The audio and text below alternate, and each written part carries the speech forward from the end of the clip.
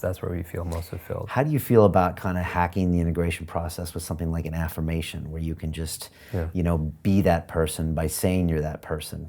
Start with hacking the integration, and then sometimes the behaviors follow. Yeah, I would say, I would say that our words matter, certainly, and it's also our feelings. I know our mutual friend, Dr. Joe, talks about how our thoughts are the language of our mind, and our feelings are the language of our body. And so that has to be congruent. But it's not just saying something, it's that full integration.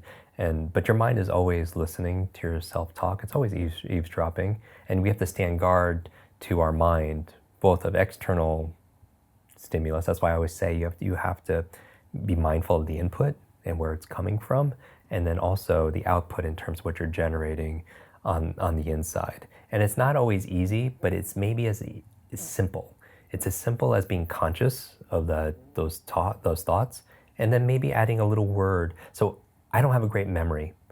Maybe adding a little word like yet at the end. You tweak it a little bit, and it starts to look at doubt, because then if you say to yourself, a lot of people are scared, right? They don't act because they're scared. But I would ask yourself another question, because usually people is like, oh, I'm scared if I do this, this is what's gonna happen. But then reframe that question, and you're still using the power of questions. Ask yourself, maybe what will happen if you don't do this? Because then you use that fear in something that can help you to move positively forward. So if fear is a big motivator for you, utilize that instead of being at the effect of it, and be fearful of what will happen if you don't do what is most important.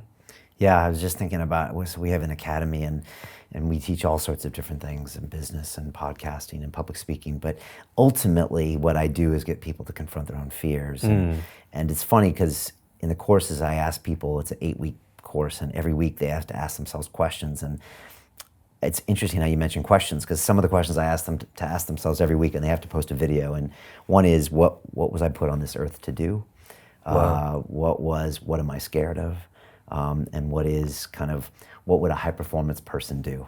As in, like, what would your ideal version of yourself do in this situation? Maybe like, what would the superhero do? And it's fascinating, because they ask themselves these questions every week for 8 weeks, and they get different answers as they kind of evolve and start thinking about that stuff. And a lot of those connect back to kind of the why, and who are you doing this for? And then fear.